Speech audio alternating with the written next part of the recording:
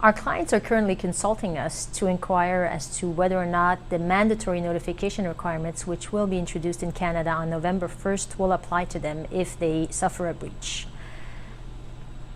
Pipeda is a federal undertaking which applies namely to banks, transportation companies, telecommunication companies, so essentially federal undertakings. It also applies concurrently with provincial privacy legislation to other Canadian companies where there are no privacy legislation of general application in those provinces. So in Canada, we have 3 provinces which have adopted general privacy legislation: Quebec, Alberta, and British Columbia.